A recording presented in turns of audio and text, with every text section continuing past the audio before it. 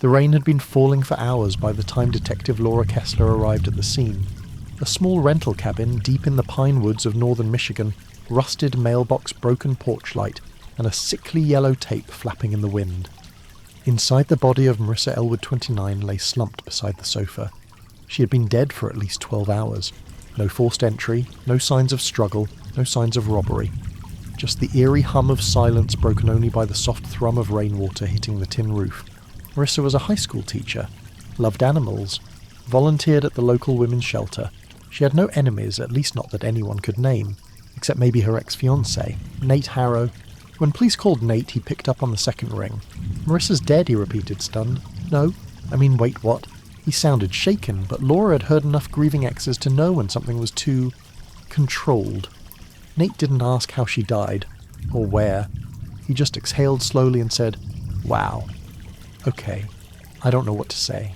What made it stranger was what Nate offered up before being asked. "I was in Chicago last night. All night. Business dinner, stayed at the Monteleone. I have receipt security footage. I wasn't anywhere near Marissa." Laura hadn't told him when Marissa had died yet. He gave his alibi too fast, too clean, too airtight. That was the first red flag. The autopsy placed the time of death around 2:15 a.m. Marissa had been strangled with what looked like a thin wire, possibly piano wire, maybe fishing line. No DNA under her fingernails, no skin abrasion suggesting a struggle. The killer knew how to avoid a mess, which made it feel personal, intimate. Laura pulled Marissa's phone records. Her last call was placed at 1:49 a.m, a number that traced back to a burner. They ran the motel surveillance. Nate was there exactly as he said. A bellhop confirmed he saw Nate enter his room just after midnight and didn't see him leave until morning. Card key records matched. He even posted an Instagram story from the hotel bar at 11:57 p.m, a slow pan over a glass of scotch with the caption, "Finally silence." But Marissa's neighbour had heard something. "I didn't see anyone, but around 2:30 I thought I saw headlights through the trees. Weird time to get visitors." Laura asked the neighbour if they saw what kind of car it was. The woman shook her head. "All I know is I heard music. Low. Like jazz or swing, maybe." Then nothing. A week passed. The case stalled. Nate's alibi held up under scrutiny. Hotel footage, toll receipts, GPS history, all spotless. Still, something didn't sit right. Laura called in a tech specialist. She wanted to comb through Nate's phone metadata, even if he was cooperating fully. The warrant came through the next day. They cracked open the backup logs. Something jumped out almost immediately. At 2:08 a.m, Nate's phone had briefly disconnected from the hotel Wi-Fi. Less than 90 seconds later it reconnected. Odd, but maybe just a glitch. Except there was a 13-minute blackout in GPS logging. From 1:58 a.m. to 2:11 a.m, just enough time to use a signal jammer. The tech guy looked up. He didn't go offline, he made himself disappear. And then came the biggest twist. They retrieved a security camera feed from a gas station 10 minutes from Marissa's cabin. A black SUV, tinted windows, pulled in at 1:44 a.m, filled up then left. The driver wore a hoodie pulled low, but his build was unmistakable. It was Nate. He wasn't in Chicago at 2 a.m. He was less than 5 miles from the murder scene. Laura's pulse climbed as she replayed the gas station footage again and again, watching the way Nate moved. Calm, efficient, almost like muscle memory. And yet, when cross-referenced against hotel surveillance, Nate never left the building. Both tapes showed Nate at the same time. 2 places, same man, same night. That's when Laura realised. One of the Nates was a lie, and someone had gone to chilling lengths to manufacture a perfect alibi. The next step was to figure out which one was the real Nate Harrow. The resemblance was uncanny. Laura Kessler paused the gas station footage again, zeroing in on the grainy face just visible beneath the hood. Nose, jawline, posture, it all screamed Nate Harrow. But as she played the hotel hallway footage alongside it, she felt that creeping sensation in her chest, not fear, not quite, but the edge of something cold and deliberate. Same man, 2 locations, identical timestamp. She ran her fingers across her desk, now buried beneath printouts and still frames. One detail kept her awake long past midnight. If both versions of Nate appeared legitimate, then one of them had to be a double. But why go through that trouble? Why not simply vanish for the night and return to the hotel quietly? Unless Nate knew investigators would come for him and he'd prepared in advance. A call from the lab confirmed the burner phone used to contact Marissa the night of her murder had been activated 2 weeks prior, purchased at a convenience store in central Chicago. The store's CCTV had since been wiped. Too clean, too deliberate. She met with Nate again the next day. He wore a crisp black coat and mirrored sunglasses, a little too composed. "Still no leads?" he asked, tone-neutral lips twitching with something that wasn't quite sympathy. "I hope you find whoever did it."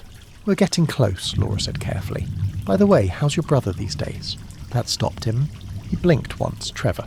"I heard he moved back up north." Nate gave a short laugh. "God, no. Trevor hasn't been up here in years. We haven't spoken since 2019. But Laura had checked flight records. Trevor Harrow had flown into Chicago just 3 weeks before the murder. His return flight booked but never used. She waited, watching Nate carefully. No reaction, not even a flicker.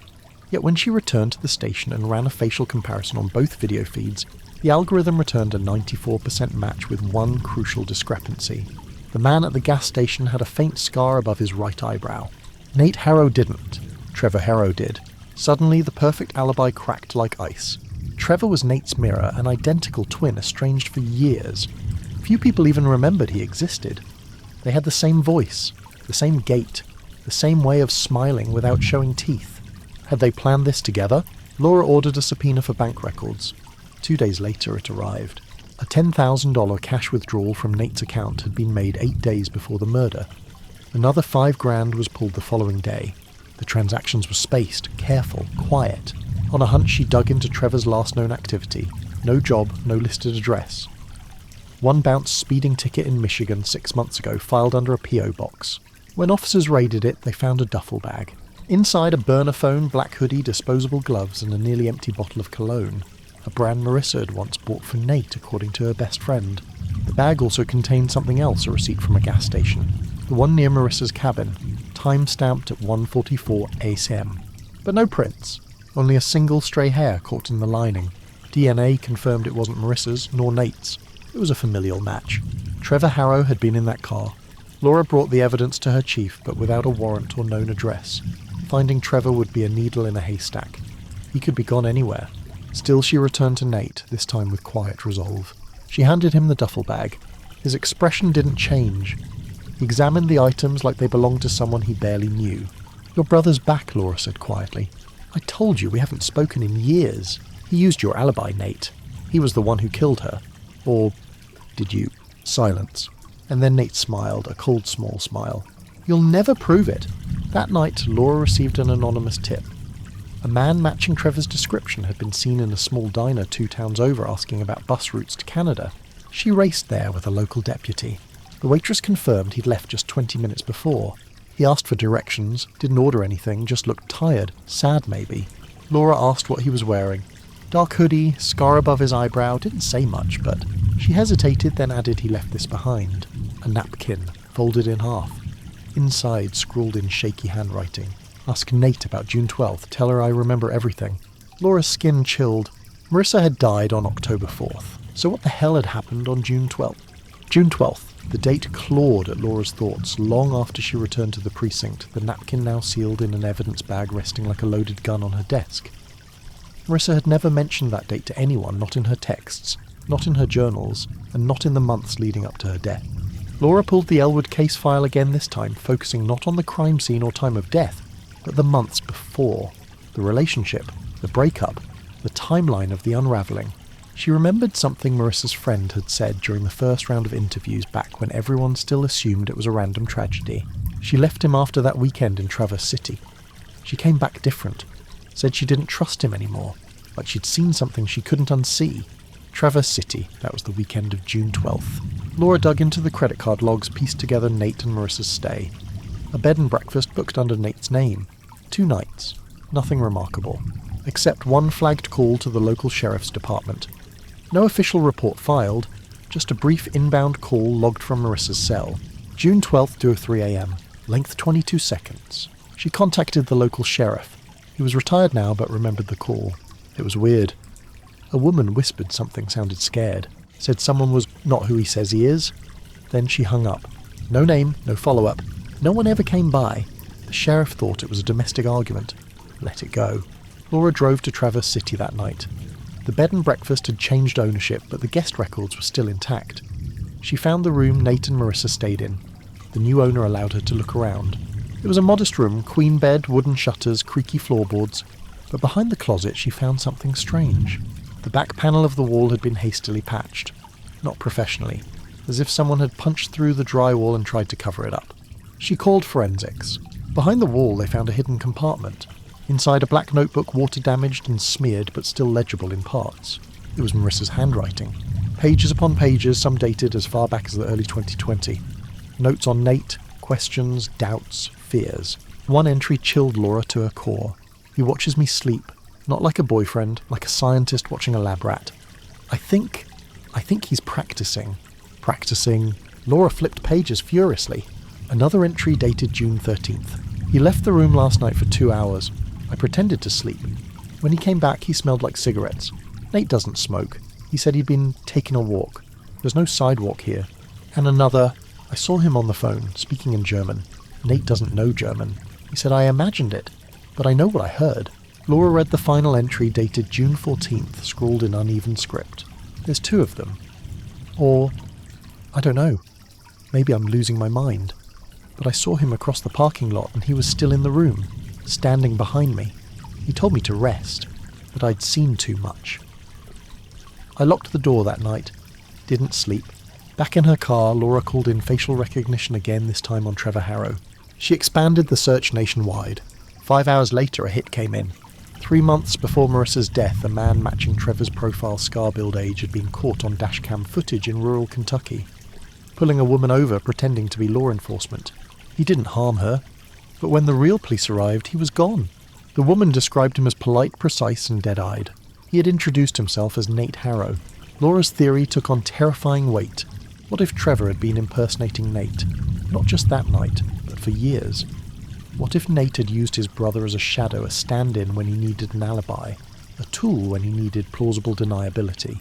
And what had Marissa discovered that made her dangerous? Laura returned to Nate's condo at 8:14 the next morning with a warrant in hand. He was already dressed, shoes on, as if expecting her. I suppose this is where the story turns, he said calmly. In his walk-in closet behind a row of expensive suits, police uncovered a false wall. Inside, they found 7 burner phones, 3 fake IDs, a gun registered in neither brother's name, and a folder marked only with the letter T.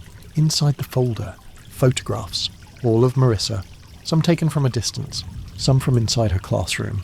One showed her sleeping in her own bed. Stamped on the back of that one, July 22nd. Nate sat silently in the interrogation room as Laura laid the folder in front of him. He didn't speak. Didn't ask for a lawyer. Didn't blink. He just said, "You're still chasing ghosts." Then he leaned in and whispered, "You're asking the wrong questions." Laura's pulse pounded, because somewhere out there, Trevor was still free, and he might not be done yet. They didn't sleep that night at the station. The interrogation room remained dim and cold, Nate Harrow unmoving in his chair, an elegant statue in pressed linen, his gaze steady, unblinking, disturbingly empty. Laura Kessler watched from the other side of the glass, arms crossed, heart quietly thudding. She'd seen killers before, men who lashed out in rage, men who broke under pressure. Nate was different. His face didn't betray fear or guilt. It held something else. Confidence. Control. But it was the line he'd whispered that dug into her skull. "You're asking the wrong questions." The problem wasn't just the crime. It was the structure around it, the scaffolding of lies, identities, and proxies. She had built her case assuming Marissa had one stalker, one manipulator. But what if Trevor wasn't the puppet?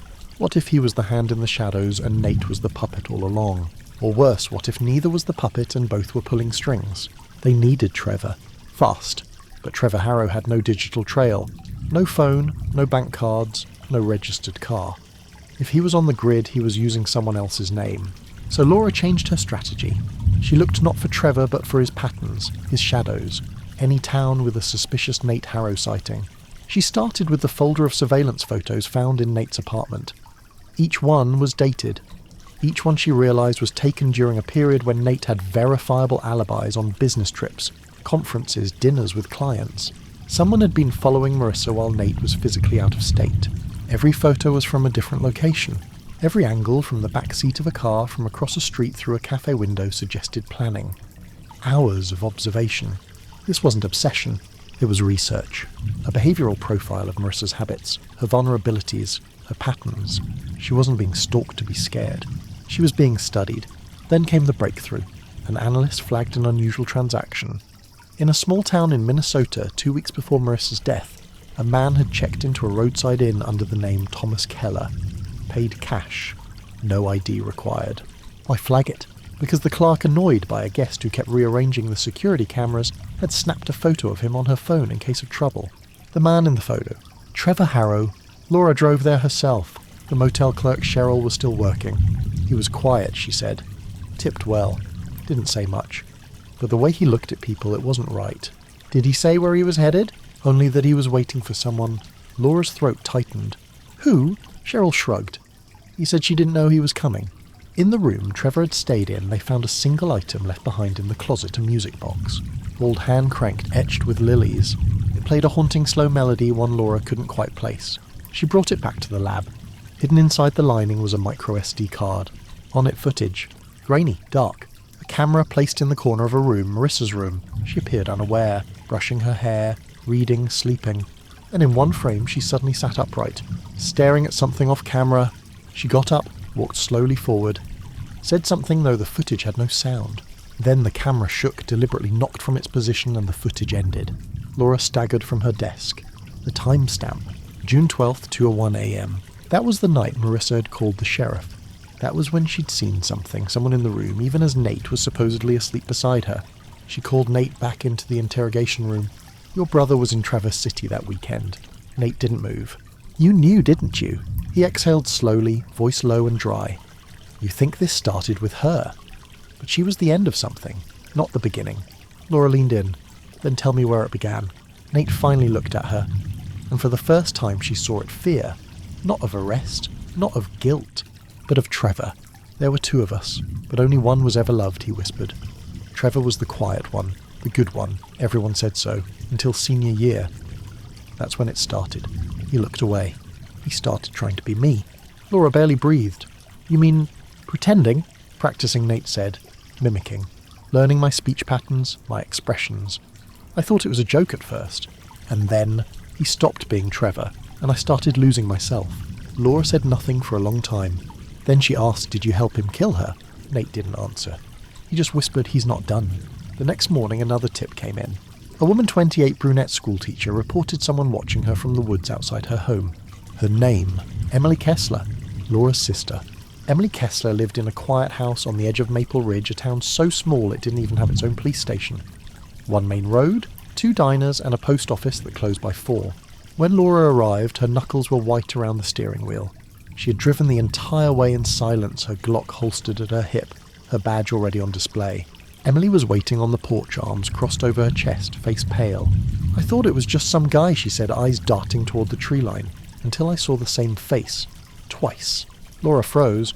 What do you mean? One was sitting in a car across the street yesterday. Black sedan, tinted windows. Didn't move. Just stared. Then this morning I took the dog out and saw someone else. In the woods. Same face. But his mouth was open. He was smiling. Laura's blood turned to ice. She swept the property with a flashlight, though it was still daylight. No footprints. No tyre tracks on the gravel. Whoever had been there knew what they were doing. Back at Emily's kitchen table, Laura pulled up a photo on her phone, one of Trevor Harrow from the Kentucky traffic stop. Emily gasped. That's him. That's the guy in the woods. Laura flipped to another photo, Nate's recent mugshot. Emily hesitated. That's the one who was in the car. Both of them, watching her, at the same time. 2 Nates, again. Only this time they were circling Laura's family. The pattern was no longer just psychological, it was personal. Trevor had escalated. No longer studying his victims, he was haunting them. And Nate had known. He had warned her. But if he wasn't the puppet master, if he was as terrified of Trevor as Laura now was, then she needed him alive and talking. She returned to the precinct and walked straight into the holding cell, ignoring the warnings of her colleagues. Nate sat on the bench, legs crossed, reading a worn paperback. She slammed the photo of Emily onto the table. He was there, Trevor, near my sister. Nate didn't even blink. He doesn't want her, he said softly. He wants you. Why? You saw the pattern, Nate murmured, eyes still on the book. You're the only one who followed it. He thinks you're worthy. Worthy of what, Nate? Nate closed the book gently. To finish the story. She stared at him. What story? He stood, approached the glass. There's no Trevor Harrow anymore. Not really. There's just a version of me. One without shame. One without love.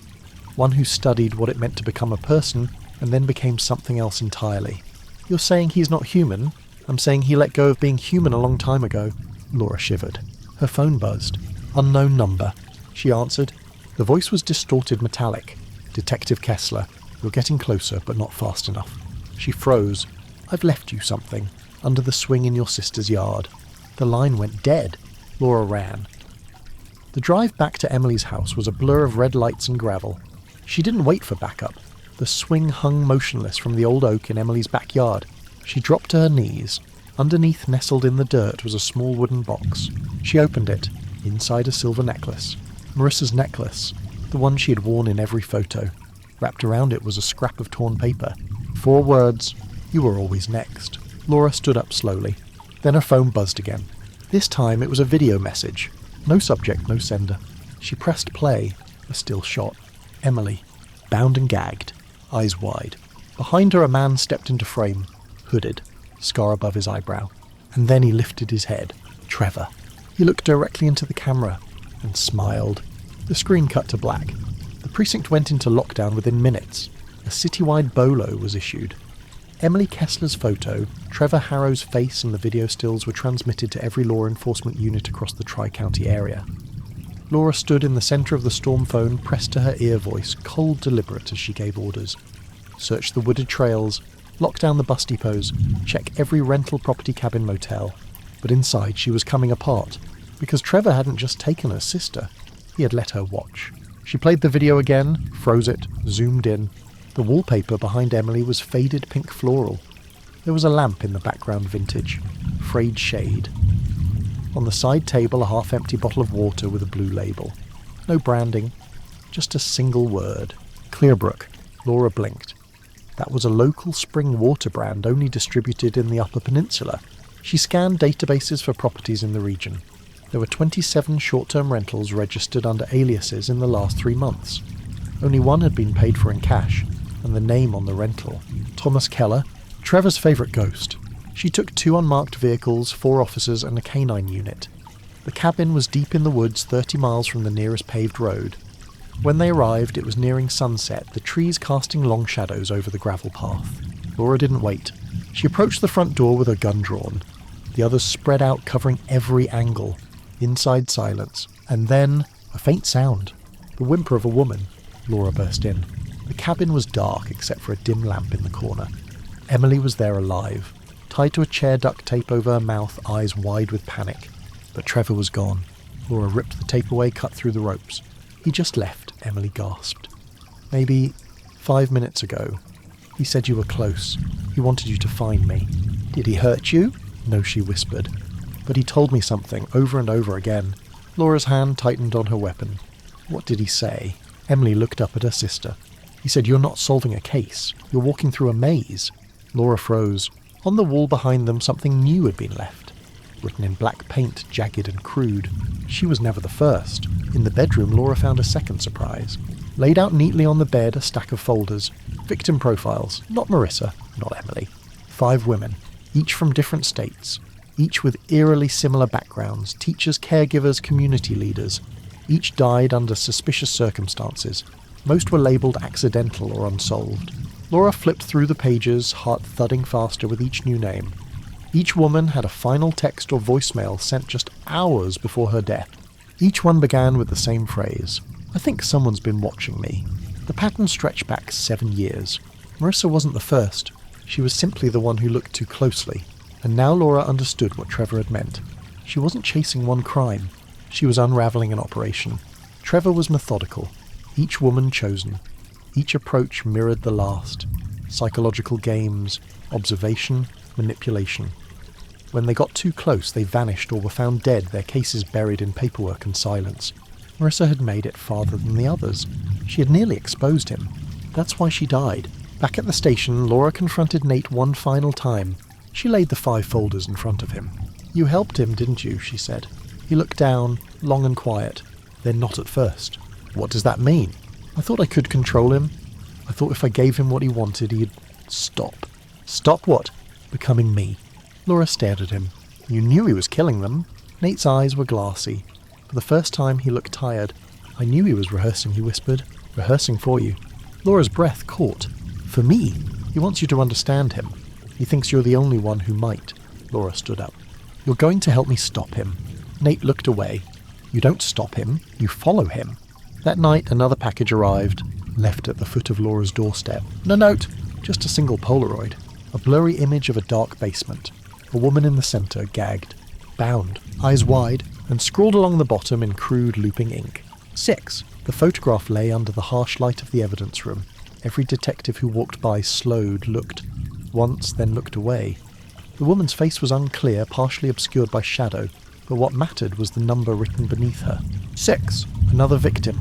Laura stared at it for nearly 10 minutes without moving. She had memorised every detail in the photo, the curvature of the metal pipe in the background, the faint flicker of light on damp concrete, the grain of the basement wall.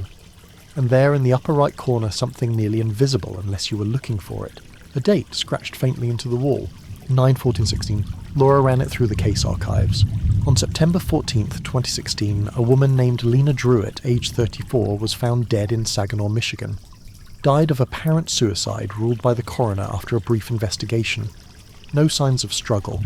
She was a social worker, lived alone. Weeks before her death, she had filed 2 police reports, both dismissed. The first for someone loitering outside her apartment.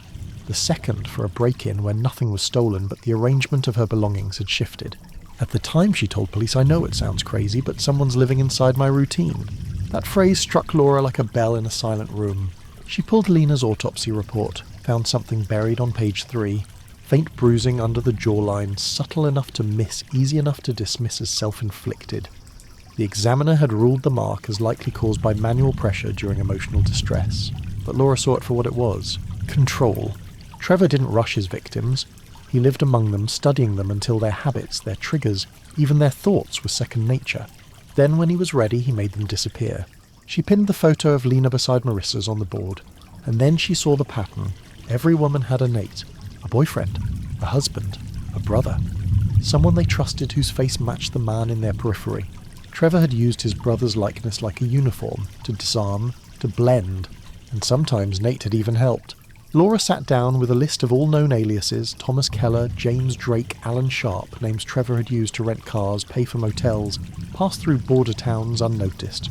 There was one commonality. Each name was a literary character who dealt in mirrors, doubles, or false identities.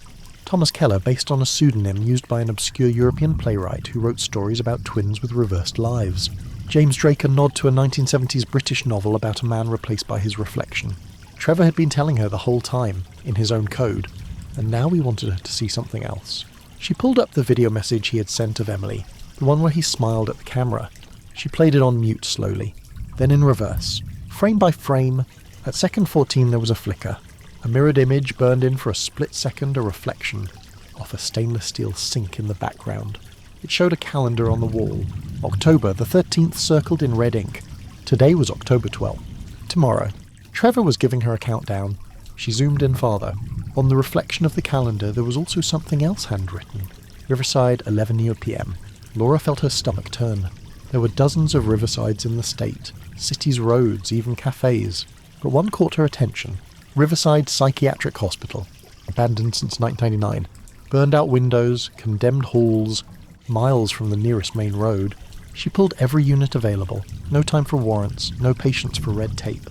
As they approached the crumbling facade of the hospital, the night air felt wrong too, still too expectant. Laura stepped through the rotting doors first. The interior smelled of mildew and old secrets. Moonlight filtered through cracked ceilings. The air was heavy with dust and decay. On the wall just inside the entrance, painted in sweeping black letters, "You followed the thread," and below it taped carefully a photo of Laura herself taken just outside her apartment less than a week ago. He had been watching her too. She gripped her weapon tighter. Room by room, hallway by hallway they searched. Empty, until the canine unit signalled near the west wing. They found the trapdoor beneath a collapsed nurse's station. It led into the sub-basement. Laura descended alone. Her flashlight pierced the darkness. The walls were covered in pages, printouts, photos, maps and drawings of women's faces. Strings connecting one victim to the next.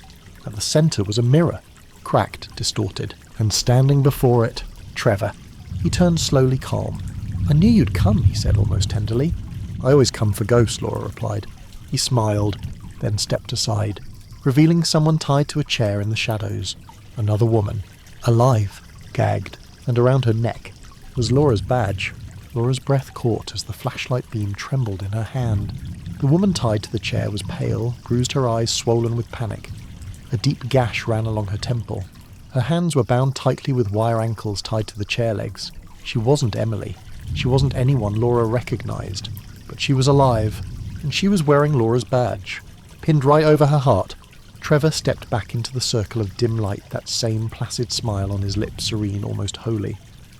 As if he were a priest conducting a ritual he had rehearsed 1,000 times. "I told you," he said. "You were always next." Laura kept her weapon trained on him. "Let her go." He tilted his head. "Which one of us are you pointing that at?" She ignored him, shifting her angle. I said, "Let her go." Trevor took a slow step forward. "She's a gift, Laura. Proof that I've been listening. You wanted a survivor. Here she is. You think this is mercy?" "No," he whispered. "I think this is mirroring." He moved toward the mirror on the far wall. It was ancient, warped by time and heat. Dozens of photographs were taped around it, Marissalina others. And now Laura noticed a new face had been added. Hers, a recent photo clearly taken from a rooftop or window. "Why the mirror?" she asked, keeping him talking. "What is this to you?" Trevor reached out, ran his fingers along a jagged crack in the glass. "This is how people learn who they are? Reflection, feedback. I've spent my whole life without one. Not truly. Nate was my mirror once, but he always turned away. You became him. I perfected him." Laura stepped closer to the woman in the chair. She was gagged, sobbing quietly now. "Why her?" Laura demanded. Trevor didn't look at the woman. He looked only at Laura. "She was meant to be you, but I realized that wouldn't be fair. You need to watch first, just like I did." He took another step back toward the darkness beyond the mirror.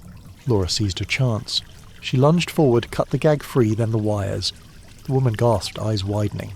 Trevor's smile never wavered. "I'll be gone before they come down here," he said calmly. "I always am. You won't make it out." He gave a small laugh. "Laura, I've made it out of every place, even childhood." And then the lights cut out. Total blackness. Laura shouted, pulled the woman to the floor, shielding her body with her own. She heard footsteps, soft measured, one set only. Then the creak of a hidden panel. A click. Silence. When backup arrived 3 minutes later, Trevor was gone. They swept the entire building, every room, every hallway, nothing. But they did find something else. Behind the mirror was a small hidden compartment. Inside a metal box locked. They pried it open. Inside was a stack of VHS tapes, numbered, dated, one for each of the 6 women, including Marissa, including the one they had just rescued. Each one labelled, "Mirror Study Subject Mirrors." There were 7 tapes. Laura stared at the 7th. No name, just one word. Detective. She didn't speak, didn't move. She just held the tape, and realised she had underestimated him from the beginning. Because Trevor Harrow hadn't just been watching her, he had been preparing for her. The tape crackled in the VCR like it had been waiting all along. A black screen, then static, then a frame that jolted into place. Laura, not in the present, not recent. Footage from over a year ago, taken through her office window. She was alone, seated at her desk, head in her hands. The timestamp read, August 2022, 2:17 a.m. She didn't remember that night. The angle shifted between frames. At one point, the footage came from behind a bush near her home, then from a parking garage where she'd walked to her car. The tape had edits, cuts, zooms. Someone had filmed her for months, treated her like a subject, like a specimen. There were notes overlaying the footage in white typewriter font. Subject shows signs of obsessive resolve. Subject sleeps in 1.5 HR cycles, consistent with stage 2 stress. Subject fixates on unsolved patterns. Ideal candidate. Laura froze. This wasn't surveillance. It was conditioning. The final segment of the tape was recent days ago. Her with Emily, laughing, at a park. The camera moved slowly, deliberately. Trevor had been right there. And the last shot was inside her precinct. The hallway, filmed from above. A security cam angle, except not one they controlled. She pressed pause. That shot wasn't from the precinct. It was from a replica of the precinct. Recreated in secret. Trevor had rebuilt her environment, and she suddenly understood what he had been trying to do. He hadn't just wanted to scare her, or kill her. He wanted to replace her. Laura stood from the desk, the tape still playing behind her. It now showed close-ups of her expressions, her voice, her tone during interrogations. He'd studied her like he'd studied Marissa, like Lena, like all the others. Each one wasn't just a victim. They were templates. That night another call came in. A body had been found. outside the perimeter of the Riverside Hospital just off the trail where the search teams had initially passed. Laura arrived on scene to the whine of sirens and flash of red-blue lights. The body was face down, hands folded beneath. Trevor Harrow, or someone who looked like him. There was no blood, no obvious wounds, just a small bottle beside the corpse, labelled Subject 7, Failure, and a handwritten note folded under the bottle. She saw too much, she broke the pattern. The coroner confirmed it hours later. The man was Trevor Harrow. Fingerprints matched. DNA confirmed. But something was wrong, because Laura kneeling beside the body noticed a faint line along his jaw. Surgical. The man lying dead in the dirt had undergone facial reconstruction. Trevor Harrow had planted a copy of himself, used someone else, made him disappear, and now the world believed the killer was dead. Back at her apartment, Laura poured herself a glass of water. Her hands were still shaking. She turned off the lights, sat down. Her phone buzzed. Blocked number. She let it ring. On the 6th ring, she answered. Silence. Then breathing. Then a voice.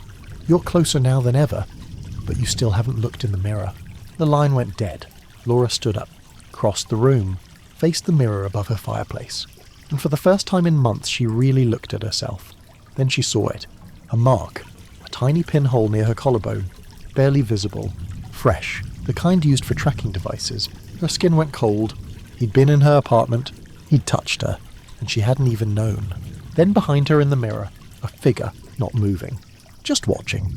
Laura spun around. Nothing. The room behind her was empty quiet except for the faint clink of her own glass on the hardwood floor. But the mirror didn't lie.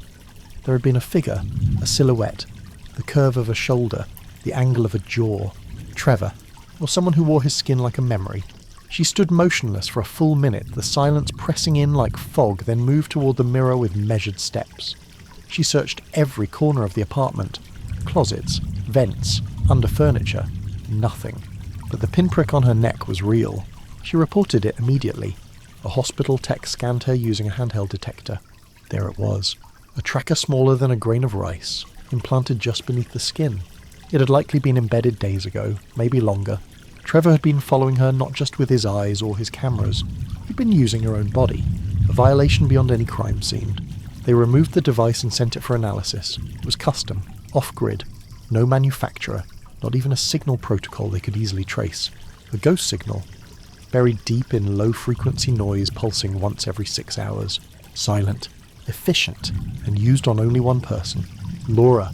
She returned home under surveillance detail. 2 officers stationed in shifts outside. Her own badge now suspended by choice pending review. Not punishment, but because she couldn't lead while being hunted. She knew what Trevor wanted now. It wasn't death. It was replacement. Every victim had been erased not because they resisted, but because they had been studied, then discarded. Every crime scene was a rehearsal. Every murder a script. And now the script had reached its final act. There was one more tape in the evidence vault unlabeled found inside the lining of the same box that held the others. She played it. The screen flickered to life. It was a recording of Laura's office. But it wasn't footage from the past. It was a recreation. Books in the exact same places. Her chair, her desk, her voice on a loop. Bring in the files on Harrow. He's not just hiding, he's performing. And then, a woman walked into the frame. Laura froze. The woman was her. Hair identical, jacket, gait, even the tilt of the head. But as the woman sat down, Laura realised it wasn't her.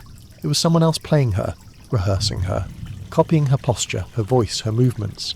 And then off camera came a single voice. Trevor's. Again, slower this time. She ran to the phone, called her precinct. Has anyone been by my office? Pause, then the dispatcher said, just you, ma'am, about 20 minutes ago. Her breath stopped. I wasn't there. Ma'am, your badge unlocked the door. You walked in. Security logged it. It had already begun. She was being replaced. The next hours passed in a blur. Footage surfaced of Laura Kessler issuing orders at a nearby precinct. Emails sent from her account. A press release drafted with her signature. The replacement wasn't hypothetical anymore. It was active. Trevor's final act wasn't murder. It was possession. And then came the final call. Blocked number. Same breath. Same voice. You always thought it would end in a room, in violence, in truth. But it ends with a choice. Look in the mirror, Laura. You're not sure anymore if it's you or you. Silence. Then he whispered, neither am I. They found him 3 days later. Deep in the woods, cabin, makeshift stage, 2 bodies, one unidentified, badly burned. The other Trevor Harrow, unmistakable. Same scar, same DNA. He had ended it himself, but left no answers. The burned body was too damaged to verify. No dental, no prints, no confirmation that the other was truly gone. Laura was cleared, reinstated, but something in her had shifted, because the mirror in her apartment always felt heavier now. She caught herself studying her reflection too long, listening to her own voice for irregularities, watching the corners of her vision for movement, and on the morning she returned to duty she found an envelope on her desk. No postage, no name, just a single photograph of herself, sleeping, dated 3 nights ago, and written across the bottom in looping ink. The mirror never lies, but people do. If you stayed with us through this entire story, thank you. If it chilled, you shook you, or made you question your reflection, leave a comment, subscribe for more, and remember, sometimes the scariest thing is not who's watching, it's who's becoming you.